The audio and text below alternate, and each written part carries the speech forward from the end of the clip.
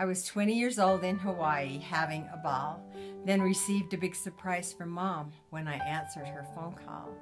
Time to come home, sweetie. I have some news to tell. We're going to have a baby. Yep, you guessed it. It was our Cindy Belle. Danny was 10, Debbie was 5. She made our family complete. She sang like an angel and was such a doll, and oh, so very, very sweet. Thanks for the memories, our little sister Sin. Our love will stay strong until we meet again. Love ya. We had great memories. We laughed together so hard that we would pee our pants. We'd go on trips to Yellowstone and to the property and enjoy those times together.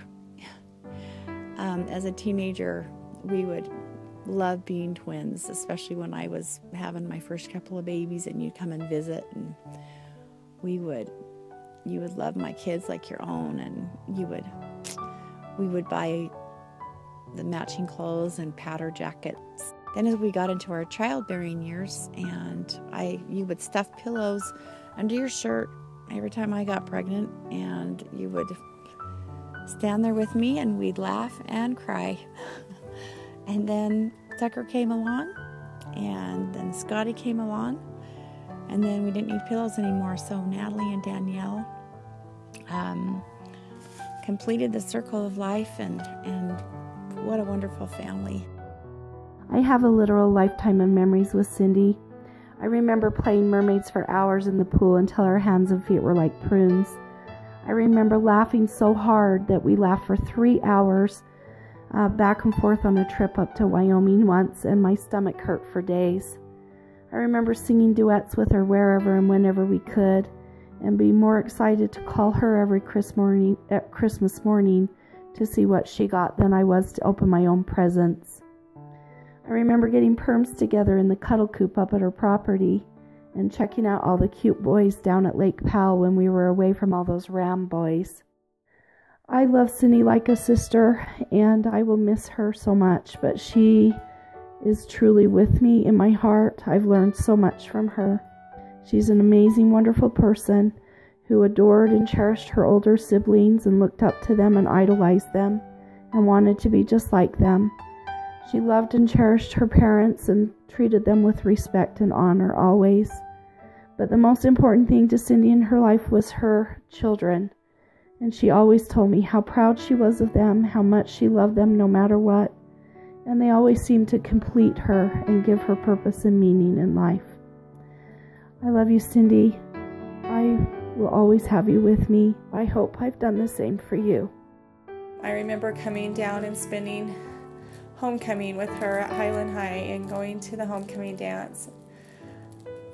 I remember all of our conversations on the telephone and getting to know her sweet children, and I will miss you so much and think of you often, and there will never be a 4th of July that goes by that I don't miss you dearly, and I love you. I loved my Aunt Cindy. She meant so much to me. As I was growing up, I did everything I could to be like her. I wanted friends like her, I wanted to dress like her, I listened to music with her, and I wanted to sing like her, and she was so important to me, and she was a big influence in my life. One thing that I think she helped me the most with is learning to talk to people and to have conversations with people. She was always so kind, so friendly, so easy to talk to, and I think she really helped shape who I am today, and I love her so much. She's so special to me, she's important to me, and I miss you. My recent experiences with Cindy will definitely be my most memorable. One word captures Cindy's character during this last year that she lived with us: courage. Courage as she battled for her freedom and overcoming her own demons. Courage as she battled for the welfare of her children, especially for Danielle. And the courage that it took to battle for her own beliefs as she returned to her spiritual roots. And those were her words. And she did this with full awareness that she might have to deal with the difficulty of others approving or understanding her choices. Cindy, thank you for showing me how to do courage the right way. I love you, Cindy Bell. I feel like the luckiest person ever because last year Cindy came to live with us and we had such a great time. She filled our refrigerator full of cheese. Cheeses I had never heard of, and we had such a good time tasting them. Cheese was her thing. She came to our home as a redhead and she was beautiful. Then she went dark, almost Halloween black dark, and she was beautiful. Most recently she returned to her old self and became blonde again, and she was gorgeous. She had the most beautiful navy blue, almost violet eyes you've ever seen. I loved those eyes, and I loved her voice. I don't know of a popular female vocalist whose voice I loved any better than I loved Cindy's. She was a professional and blessed our lives so many times with her singing. I love you, Cindy. I will miss you. It was such an honor sharing life with you. When I think of Cindy and her girls. I think of Natalie being in Pippin with her mother and having such a great time acting and dancing with her. I see Danielle at music rehearsals, dancing away with the cast as they're singing You Can't Stop the Beat. I see both of them at rehearsals for the last show I did with Cindy, which we rehearsed in her living room. She loved to sing, she loved to perform, but most of all, she loved her children. So Cindy and I were doing a show. We're at Desert Star where we met, and we have a scene where we run up the stairs and through a door on the set. Well, there came a day when the stage manager forgot to put the platform on the far side of the set. So Cindy and I ran up the stairs and into air, nothingness, the vortex. At this point, we both go crashing to the floor. I'm behind her, so I land on top of her, crushing little tiny Cindy. And because I'm on top, I'm trying to kick the door closed with my foot, because I'm on my back. Of course, I swore into a hot mic so everyone in the audience heard me cuss. And we're both laying there laughing so hard. And then all of a sudden, Cindy turns to me and she says, "I just peed my pants." That was classic Cindy. Cindy made everyone feel like they were her best friend ever. I loved sitting on the porch with Cindy, talking and laughing until we cried. When we were driving together, we would try to out-curse each other at the other motorists. The only problem we had was keeping it G-rated when Danielle was in the car. Cindy was there to help me during one of the darkest times of my life. Cindy made a killer pot roast. Cindy also loved a good pedicure. Cindy, I love you.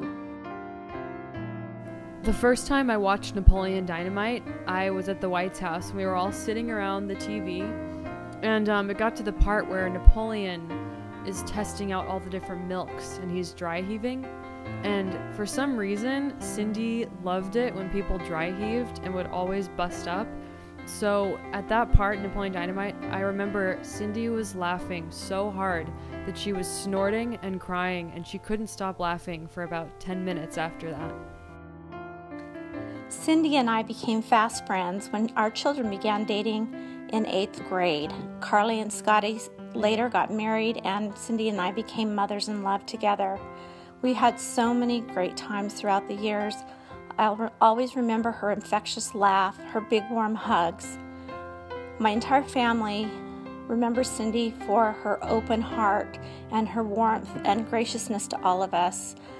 Many, many times have our entire family been invited to barbecues and parties at her home. She even invited several friends one Thanksgiving over to her house that she didn't know, and they all left feeling like fast friends. I love you, Cindy. When Scotty and I were getting serious, Cindy always expressed her excitement to have a daughter-in-love. Not a daughter-in-law, but a daughter-in-love. Because she didn't want to be the typical mother-in-law. She always treated me like I was one of her own and always made me feel loved. I will miss her so much, and I am just so grateful that I was able to be a part of her family. There are so many different memories that come to my mind when I think of my mother. I find it difficult to choose just one or even two. So allow me to pass over picking a memory and say only how my mother made me feel. She taught me how to be happy, how to love and live, and how to celebrate all the many wonders of life, both big and small. And most of all, she taught me how to be forgiving. I cannot imagine what a life without love and forgiveness would be like. It would be a painful life. But thanks to her, my mother, I will never have to know that pain. Thank you, Mom. Thank you, thank you, thank you. The number one thing that sticks out about my mom is her voice. Whether she was using it to sing or say her little momisms, she truly had the voice of an angel.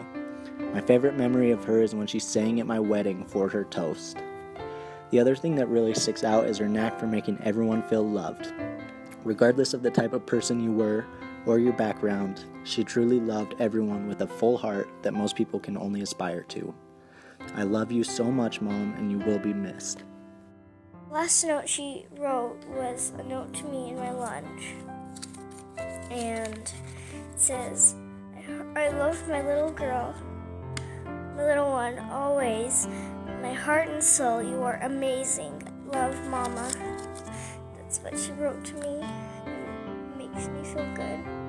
The last thing she ever said to me was, I love you. I miss her so much, but I know that she's happy. The most incredible thing about my mother was just that, what an incredible mother she was. And an incredible person. She taught me how to be non-judgmental and love everybody that I come in contact with in every situation and see the beauty in everything, whether it be tough or whether it be easy, no matter where I am. And this is something I will always be thankful for. I love you so much, Mom. Mwah +1 forever.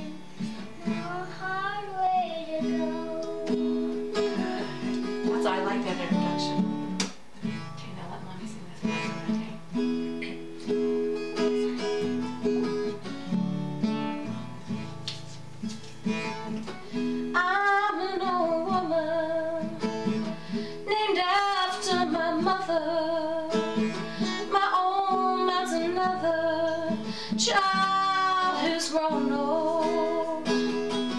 If dreams were thunder, lightning and desire, this old house that burned down a long time ago.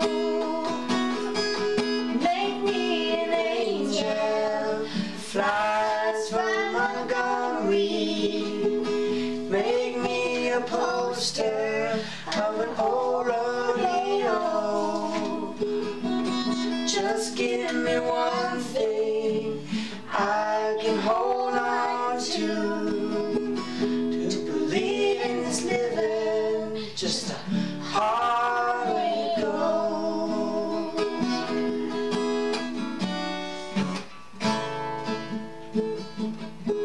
When I was a young girl,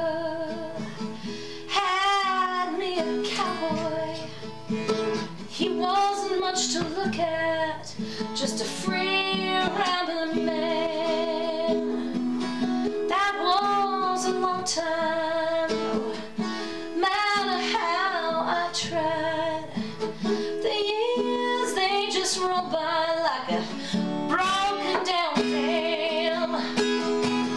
Make me an angel, flies from Montgomery. Make me a poster of an old rodeo. Just give me one thing I can hold on to, just to believe in this living, just a hard way to go.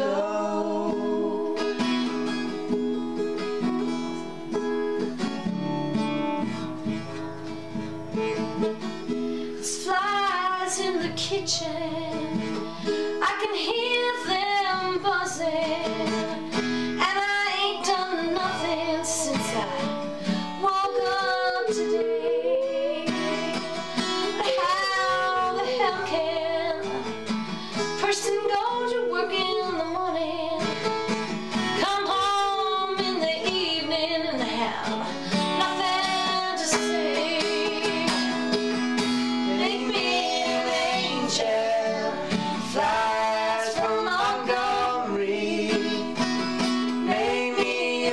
poster of an old rodeo.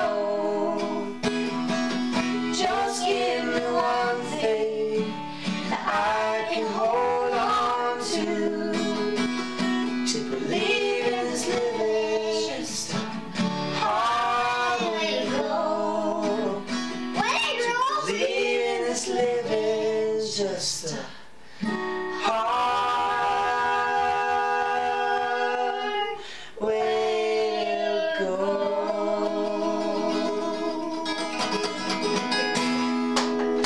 Yeah! Good job! We should become a band! Yeah!